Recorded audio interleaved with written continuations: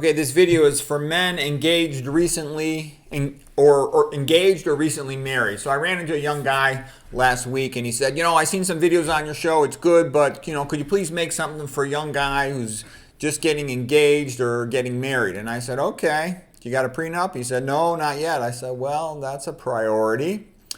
Because the thing about marriage in the United States is most of them end in divorce, and about 80% of divorces are filed by the woman. So you need to be ready for that. In the United States, they don't want people to be married. So the system's designed to favor the woman in the case of divorce. It'll favor the woman for multiple reasons. One reason is because they want to destroy the country. They know women are emotional, kind of crazy, and they'll file for divorce if they think they come out of it okay. Number two, they're trying to feminize the country to destroy the place. Number three, it's good for the economy in the sense that women spend money, like it's going out of style. They spend money at the drop of a hat. I'll just give you, like a little comparison. I was married to my ex-wife for 28 years. I was only on a plane one time in 28 years. My wife sometimes would be 7 vacations in a year, okay? Women are constantly spending money. And I think the reason is, in the old days, a woman would have 10 children. She's always either pregnant or nursing, and she's busy. Nowadays, they have 1.5 children, and then they don't have anything to do because the woman's programmed to take care of children. That's why they're all curvy and they got breasts and stuff. They got big hips. It's for having babies and nursing them, okay? People can try to pretend women are the same as men, but they're not. They're physically weak. They got about the muscular strength of a 6th grade boy on average in general. The internet's always showing you big muscular women on steroids. I mean, in the real world, women are physically weak, okay? And they're designed to be able to handle a kid until he hits puberty. Then he goes off with the men, the sons, the boys. That's why women got these tiny little shoulders. Okay, so they really can't do much physically, okay? Plus, once a month when they're on their period, they're all tired and weak as well. So they're really not made to do much physically. Let's see, what else? The marriage system currently gives women way too much power. It's really bad for society. At the wedding, as Herbert Spencer said, the woman gets a ring on her finger, the man gets one in his nose. Okay, she picks the man because he's competent. He is her survival ticket. Okay, whereas he picks her because he's attracted to her. Okay, in Rome, marriage law was called pater familias, meaning father of the family, and he was in charge. It was a little bit autocratic, but the guy was in charge, okay? And the USA, in a sense, it really puts the woman in charge more than she should be, and that's bad. I'll tell you why. Because remember, he picked her for him being attractive, she picked him for competence. So marriage putting her in charge is like putting the stupid person in charge of the smart person. And you can laugh at that, and it's not always true, obviously. And there's different types of smarts and stuff. And, for example, in my family, my father was the big academic guy. My mom, had a graduate degree, but she never read a single book in my whole adult life. So, but she had a lot more common sense than he did. Anyways, well, here's a quote from a lady who's been married a few times, Zsa Gabor. She said, "I'm a great housekeeper. Every time I divorce a man, I keep his house." Okay, now what do women want? The big question. How can you keep a woman happy? And it's not that easy because a woman is fickle. If you look at a brain on an MRI scan, the only difference that's readily apparent between a man and a woman, their brain, is if a woman's got this big giant pituitary like 10 millimeters high, whereas the guy will have this little tiny pituitary about half that size. She's got a convex upper margin. His will be flat or even concave sometimes, okay? So she's got a big menstrual cycle. She's got a big emotional cycle. And when you argue with a woman, she's got a lot of advantages. Her emotional range in arguing. She can cry, and that's okay. Don't you feel sorry for her? Or she can scream and yell and throw a shoe at you. That's okay. But a man can't be that. A man's got an emotional range about like this. He has to keep his cool. He can't get all angry and loud, or then he's out of control. But he can't cry, then he's a wuss and he's a sissy, and everybody loses respect for him. So he's got to stay in a very narrow range, where she's all over the place, okay, putting on a big show to get her way. And I used to notice, like with my ex-wife, I would be right basically 99.9% of the time. But it didn't really matter because then she would start saying emotional things. You don't really love me. You just use me for sex. And I was just like, what are you talking about? It was just a way to, change the subject from the fact I was right about the logical truth of the situation. Okay, So what are some things that actually do make sense and are practical and can help you in the real world? Get a prenup, but beyond that, what do women want? They want the man to have a higher SMV than them, sexual market value. They want to feel like their husband was a good catch, like they married well. So you can expect that your SMV is going to be higher than the woman. It should be like at least like 2 points higher, at least 1 point higher, preferably 2, maybe more. And there's different types of SMV, sexual market value. There's beauty, there's intelligence, there's look, status, money, all these other things. Okay, but in general, you always want yours to be higher than hers. And in general, that's actually easy to do because a woman's SMV peaks at about 20 years of age. She's never going to be prettier than that. Whereas a man, his keeps going up until he's around 40 or so.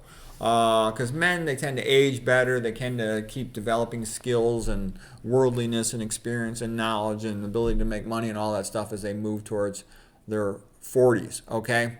Women also are often delusional. You would not believe. Just watch some YouTube videos. They often are delusional about how attractive they are. A woman who's a 4 will think she's a 7. A 7 thinks she's a 9.5. And that can also cause problems because she'll have unrealistic expectations. If a woman is highly delusional about her level of attractiveness, you should just avoid her because she's always just going to be crazy. You'll never be able to make sense. And you can't like logically talk sense to a woman. She either has it or she doesn't. Let's see here. So the way you keep your SMV higher than hers, stay in good physical shape. But even that's not a guarantee. I looked like 15 years younger than my wife, much more physical shape. If we had met each other dating, she couldn't in a million years get a date with me. But she still cheated on me, broke up the family, created a family disaster for myself and the kids, etc. So there's no guarantee on anything. But in general, that helps the man. Because if guys get fat and don't take care of themselves, their wives have contempt for them. You don't want that. Okay, what do you do to maintain a high SMV? Just, eat a healthy diet, stay thin, filter your water, exercise, aerobics, lift some weights, maintain your money-making skills, dress well. Keep on improving yourself in some way, whatever it might be. It could be your hobby, whatever. It's good that your wife knows that if you wanted to, you could sleep with her girlfriends. Okay, I'm just saying, not that you should not do that, of course, but it helps you a little bit, okay? It just does. She knows her girlfriends like you, and the thought that you would maybe go with one of her girlfriends if she divorced you will piss her off, But the truth is, you probably don't want her girlfriends, The truth is, just take good care of yourself, stay in shape. You'll end up with a woman, 15, 20 years younger if you get divorced. But anyways, you don't want to get divorced. You know what they say? One of the best rules for wealth is one house and one spouse. It's nice to stay married. It's nice to keep the whole family together. My parents were married for their whole life, and they had a very happy life. That's what I had wanted, but my ex-wife didn't want it. Because modern women, they're so convinced with all this feminism nonsense and social media, they're constantly filing for divorce. And it was weird. I had some lady friends who I talked to, co-workers and things like that, and they said, if my husband called me fat, I would divorce him. If my husband called me fat, I would divorce him. It was like 3 out of 5 women that I talked to said if their husbands called them fat, they would divorce them. Now think about how insane that is. A divorce causes tremendous financial loss for the family. It can be psychologically devastating for the kids. I've seen all kinds of psychological disasters in children. Kids dropping out of school, becoming alcoholics, all kinds of major problems in the kids. Okay, drug addicts, getting all kinds of bad situations from divorce. Yet they'll divorce if the husband calls them fat. That's emotional craziness, okay? Let's see, what else? Male society is very different than the female world. In the female world, to attract a man, a woman just has to look good and be polite when she meets him. If she's smart, she'll do all the other little things, be shy, innocent, religious, act high class, and be nice. But men, live in more of a meritocracy amongst men. There's competition for skills and sports and building things and doing things, achievement, status, money. And men, you don't ever lie to your friends. A guy who lies like a worthless POS, you don't have anything to do with them. A man, you're expected to tell the truth. Society amongst men is honest. Okay, there are some snakes who lie in business, of course, and all that sort of thing. But in general, any group of men is sort of like you have a loyalty. You're a team. You want to get stuff done. You don't lie or BS your friends. Okay, you just don't do that. Any guy who does that's a scumbag lowlife. On the other hand, in the female world, There's a lot of lying all the time. And part of it is just unavoidable. And the reason is because a man is not intrinsically that attractive. He just isn't, okay? Nobody gives a rat's tail about men. If a bunch of men, they put them on the front line, go die, we don't care, we can replace you, okay? Well, they don't do that with women, all right?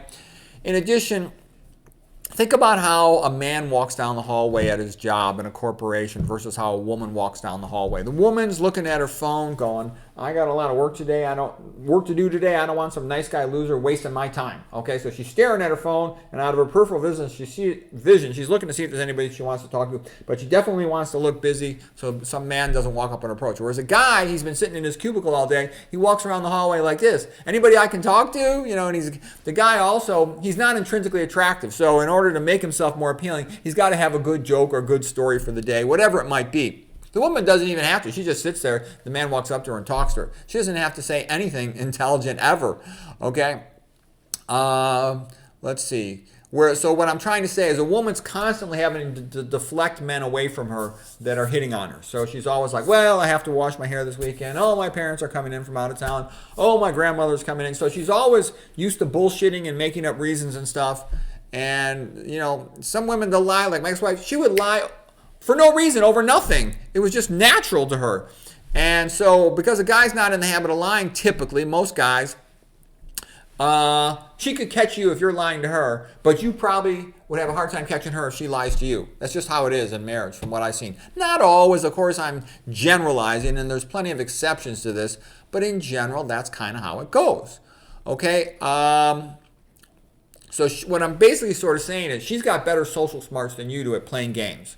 Like I was used to, you know, I never in my whole life heard my father lie, ever, not once. And my mother never told a real lie. She would BS, you know, make jokes and play games and stuff like that. Like she's supposed to give me a ride to my friend's house, and then she doesn't give me a ride. And I go, how come you didn't give me a ride? You promised. And she go, well, bad promises better not kept. I'm like, that's a BS statement. You weasel out of a promise. She goes, I was so busy, I'm sorry. Okay. But actually, they don't usually admit they're sorry on almost anything, but mothers do. Wives, girlfriends don't. Okay, female power in a marriage comes from he wants to make the two-back beast more than she does. If there's a divorce, the system 100% will favor her over him. Most men are pretty hardworking and honest. Most women, in my experience, are functional illiterates. I'm not saying that to be mean. It's just true. Almost all the women I know, and I'm talking female doctors, they don't ever read anything. They always say, I'm too busy, I'm too busy, I'm too busy. And don't get me wrong, a lot of guys say that too, but women, virtually all of us say that. I almost never discuss a book with a woman. And you don't even talk to premenopausal women. I mean, if they're married and got kids, they want to get home fast and get to their kids, okay? So they don't want to waste their time talking to you. And if they don't have kids, then they're saving their eggs for that special guy, and they don't want to waste time talking to a nice guy loser like me, okay? So that's just how it is, all right? And so what I'm trying to say is because they nowadays only have 1.5 kids instead of having 10 kids, they're often bored and they're not interested in reading. So like me, I could be perfectly happy with nothing else to do but just read for weeks on end. I don't need anything. I don't really care about talking to anybody. I didn't have a phone for 12 years. Now, I'm relatively less social than the average guy, but I don't... not like a woman. Okay, a woman, talk, wants to go here, wants to do this, has to call all their relatives and friends, and, you know, like my wife she could like do something with people and then call them the next day and talk about it. Whereas, you know, I could talk to like a friend of mine once every 5 years, and there would be nothing lost until we spoke again 5 years later.